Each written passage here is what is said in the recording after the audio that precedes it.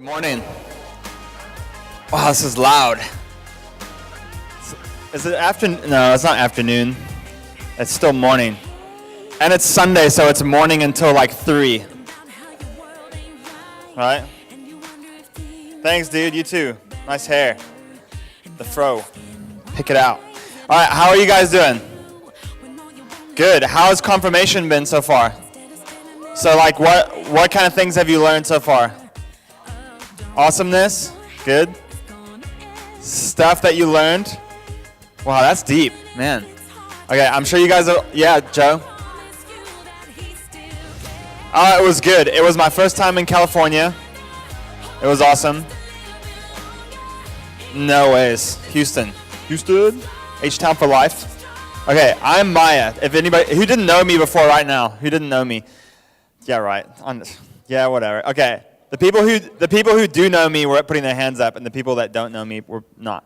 Okay, my name is Maya, and I am the high school director here, which means that in like 6 or 7 months, you will be all mine. Whoa, was that creepy? Was that scary? Okay, evil laugh. Okay. So you guys will be with me if you're in 8th grade next year, which is very exciting. I've heard lots of good things about this grade. I hear that you guys are very cool, firstly, and very good looking, although I don't really see that this morning.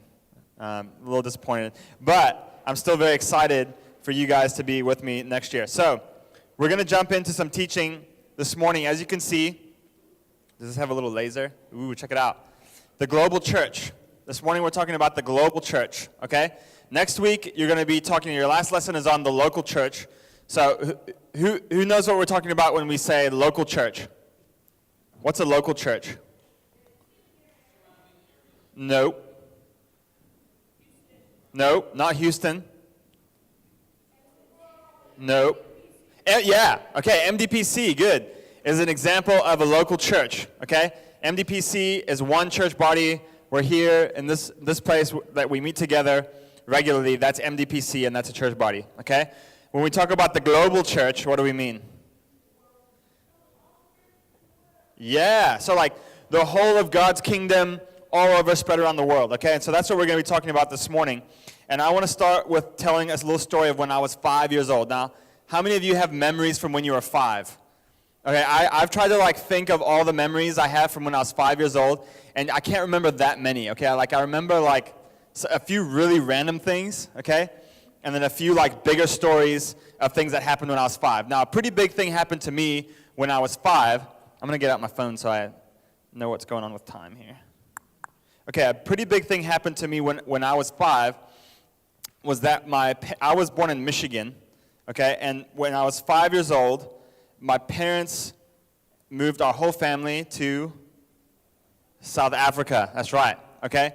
And I moved to South Africa, and who said New Zealand?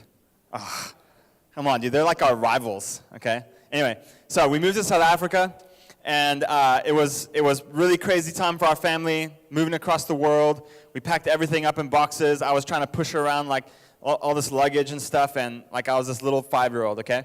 And we got to South Africa, and then the first Sunday, we were going to go to one of my dad's new colleagues at work. She was a South African Indian lady, which means she came from India, Indian descent, in South Africa, and we were going to go to her church. And so we decided, okay, cool, we're going to go to church. I'm like, sweet, church, I know, I've gone to church before, you know. And I had this idea in my mind of what church was like, okay? And it was pretty similar to what church is like here. And so we went out, and first of all, we start driving down this dirt road. We're kind of in the middle of nowhere, and suddenly we show up at this church, and it's this little white building, and there are probably maybe like 20 people there, and we were already late. We were late for church, okay? So we were like, oh, sweet, we're late, and then we realized, oh, we're not that late because people are still like hanging out. So church started about 45 minutes late. 45. What would happen here if church started 45 minutes late? People would have left already, right? They would have been like, oh, there's no church today. We made a mistake. Okay. Anyway, they were not like that. They were just hanging out, chilling. Then church started, and I don't know about you, but I get hungry by the end of church. I'm like ready for lunch. Church took 3 hours. 3 hours, okay? And a lot of different people talked, and a lot of different things happened, and we sang a lot of worship songs, and we prayed, and there were testimonies, and it took 3 hours. So it was really different than the kind of church that I was used to, okay? And a lot of other things were different about it. But as I said, I get hungry, right? So outside of the church, there's this fire going, just outside of the kind of like in the open. There's this fire going, there's this big black cauldron, these big black cauldron. And of course, over the hours, more and more people came to church. So by the end, there were like 100 people there. And this pot was boiled. There was fire underneath of it, and there was this awesome smell coming out of it. And they were making Indian biryani, okay? And I don't know if you've ever had Indian food, but it's awesome. And it was cooking out there, and like this dude was kind of like stirring it with this huge wooden paddle thing, okay? And after church, we all went out to have lunch together, kind of outside in the open, and we sat there, and we sat down to eat, and they put the food on our plates, on these paper plates, and then we were like, okay, where's the silverware? And of course, there was no silverware. So this food is spicy, so much that it wasn't just burning our mouths, but it was burning our hands. It was even burning like our fingers. And we're trying to like eat it. We're like these Americans, we don't know how to eat with our hands. Everyone's like all good, and we're like, don't know how to do this, And we're like trying to eat it, and then it starts to like just burn your mouth, and we're like, I need some milk, I need some water, okay? They don't have any running water out there, so all they had was Fanta orange. And like soda just makes your mouth burn even more, So we're sitting there trying to eat there's no napkins, there's no silverware, there's no milk or water, and it's just this spicy food, okay? And so that was a pretty big eye-opening day for me, okay? And a kind of a day where, and I think that story and that day had a big effect on me as far as being passionate about what we're going to talk about today. And so it's pretty cool that when we talk about the global church and we talk about the church all over the world, that I care a lot about that. It's like a really cool thing for me. And so we're going to talk about that today. So the first thing that I want to say is that the church, the global church, is God's idea. Okay, and we're going to look at some verses, and I'm going to try and show you that the global church is God's idea. It's not something that we just made up, that it's in the Bible from the beginning to the end. So first verse is from Genesis 12. What do you guys know about Genesis? It's the first book, right? So we're right at the beginning here. These three verses I'm gonna read to you, or we're gonna read together, are like three really important verses in the Bible because they're like pivotal moments. They're like moments where the whole story changes. Okay, and what's happening at this pivotal moment in Genesis, right near the beginning, is that God is choosing a nation, okay, to be his representatives and to show the world what it means to follow God, okay? And he's choosing this nation. It was called, anybody know? Israel, okay. So, and the guy's name is Abram, which gets changed to Abraham later. It's kind of cool. So we're going to read this together. Let's read it aloud. The Lord had... Try one more time. 1, 2, 3. The Lord had said to Abram, "Go from your country, your people, and your father's household to the land I will show you. I will make you into a great nation, and I will bless you." Okay, the red parts we're going to shout, okay? "And I will bless you, and I will make your name great, and you will be a blessing. I will bless those who bless you, and curses those who... Whoever curses you, I will curse, and all the peoples on earth will be blessed through you." Okay, awesome. So here's Abraham, and God says, I'm going to bless you, and everybody on earth is going to be blessed because I bless you. Who here has been blessed in some way, shape, or form? You've been blessed. Okay, cool. So sometimes we think, oh, sweet, I've been blessed. Check it out. Oh, it's so cool. I get to do this. It's fun, okay? And God is kind of saying here, no, when you're blessed, and by the way, I'm not just talking material blessings. The biggest blessing that any of us here have had is the opportunity to know God and to love him. That is the hugest blessing we have, okay? But it's also material blessings too, like stuff that we get. And God is saying, when you get blessed like that, you don't just go, oh, sweet, I'm blessed. Woo, yeah, okay? He's saying that there's a purpose for our blessing, and that is that all peoples on earth will be blessed through you, okay? And so if you've been blessed by God, God wants to use you to bless people all over the world.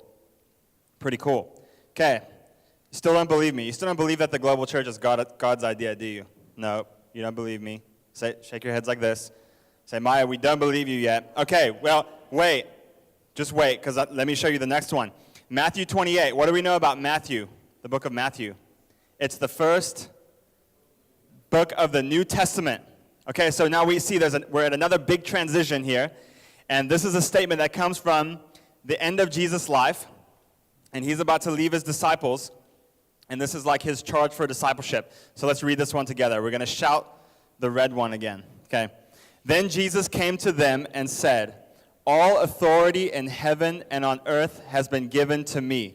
Therefore, go and make disciples of all nations, baptizing them in the name of the Father and the Son and the Holy Spirit, and teaching them to obey everything I have commanded you." Okay, we're going to stop right there.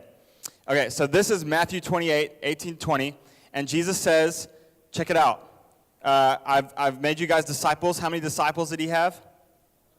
He had 12. Yeah, we heard this morning someone was listening. Good. That there are probably 120 followers of Jesus altogether. But there was the 12 people there's 12 guys that Jesus really was close to, okay?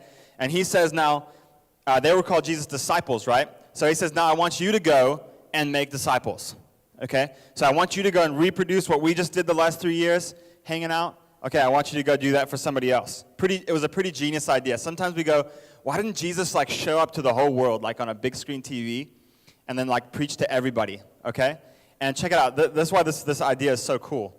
Because those 12 guys, if they all had 12 people, then they would have 144.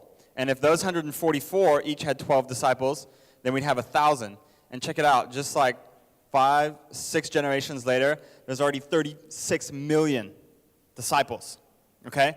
And so that's the model that Jesus set up for discipleship. And what did he say about it? It was for all nations. All nations. Okay, this is our last verse from Revelation. What do you guys know about Revelation? Yeah, you guys are so smart. Man, cool. Okay, so this is the last book of the Bible. And this verse, some of Revelation is talking about things that are going to come, things that are kind of like in the crossover time to the next age, okay? So it's talking about the future, and this is God's vision for the future. So think of that while we're reading it together. Let's read. "After this I looked, and there before me was a great multitude that no one could count, from every nation, tribe, people, and language, standing before the throne and before the Lamb. They were wearing white robes and were holding palm branches in their hands.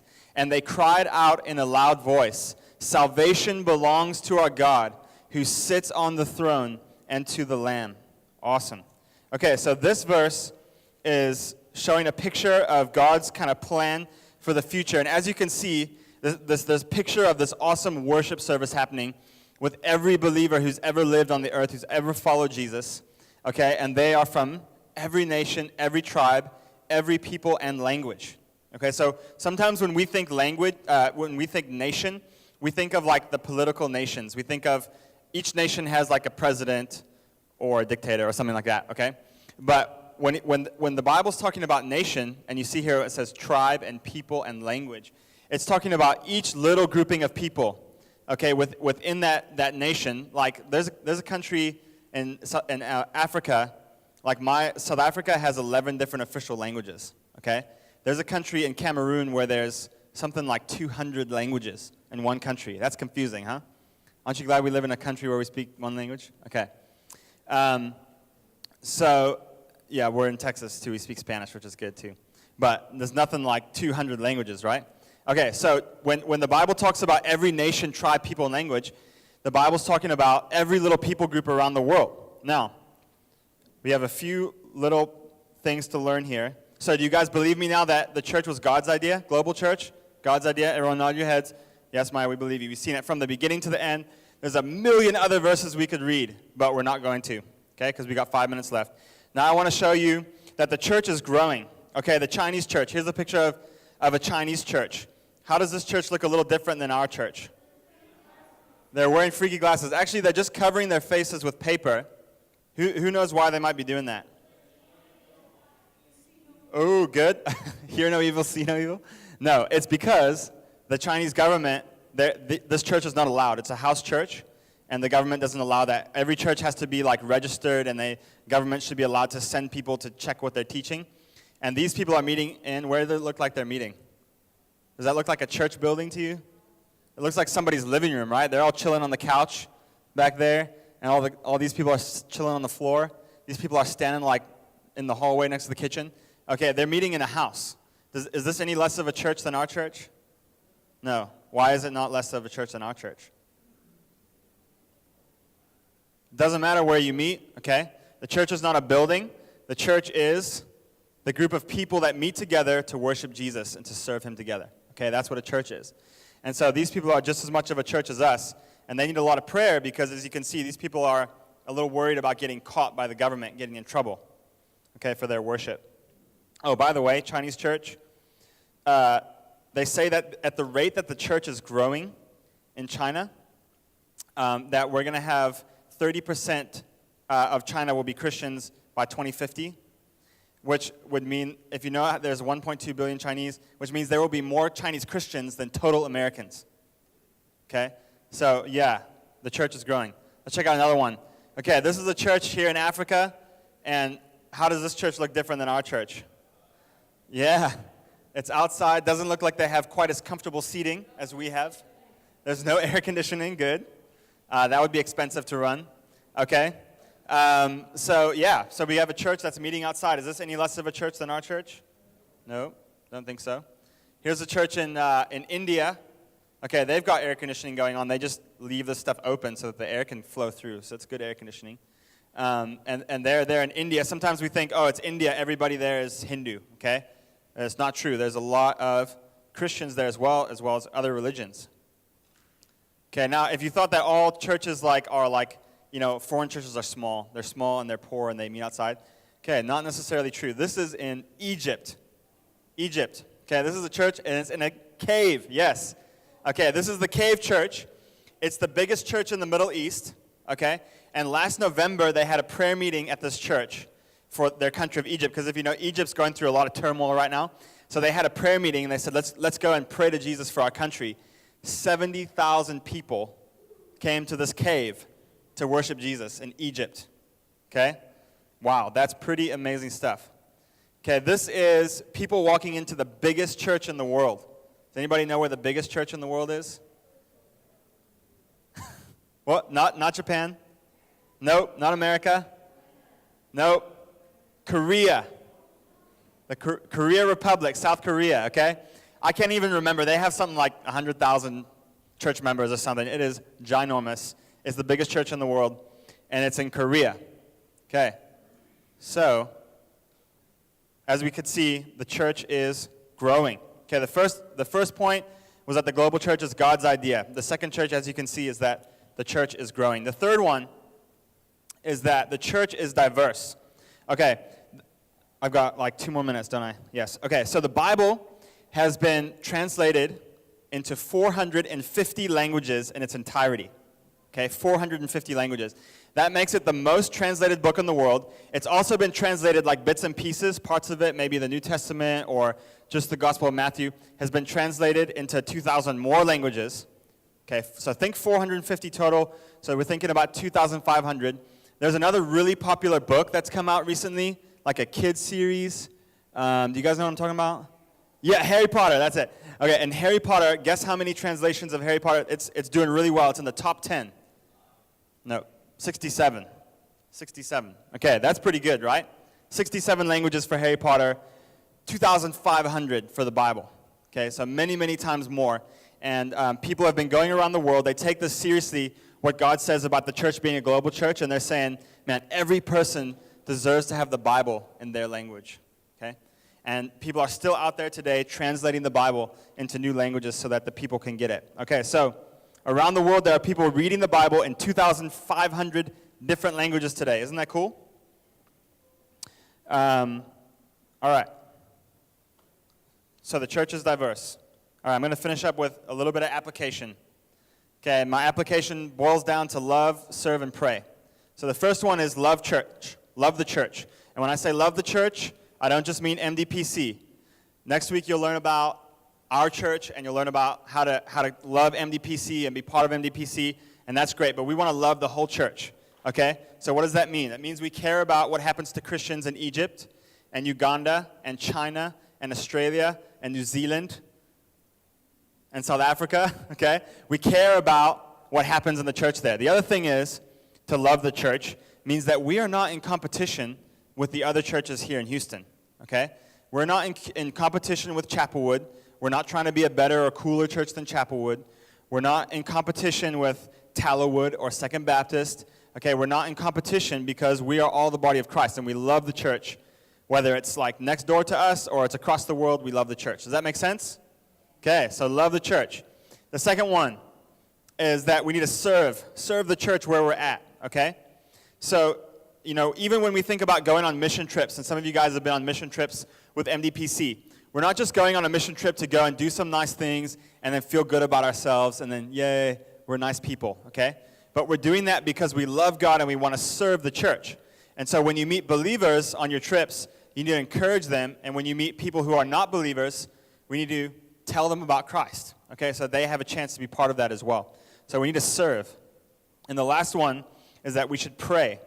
And there's two really important groups that we should pray for. The huge growth of the church, a lot of people believe in the last 100 years especially, has been because people have started praying for the church around the world, okay?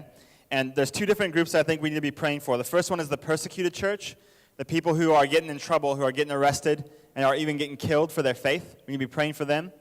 And we also need to be praying for people who have not yet heard the gospel. Okay, even though there's been huge growth, they say out of 16, okay, I'm going to introduce you to a term. It's called unreached people groups. There are 1,000 unreached people groups out of 16,000 total people groups in the world. So there's still 1,000 groups of people that we need to reach with the gospel. And they don't have hardly anybody in their language or speaking their language or living in their communities who know Jesus, okay?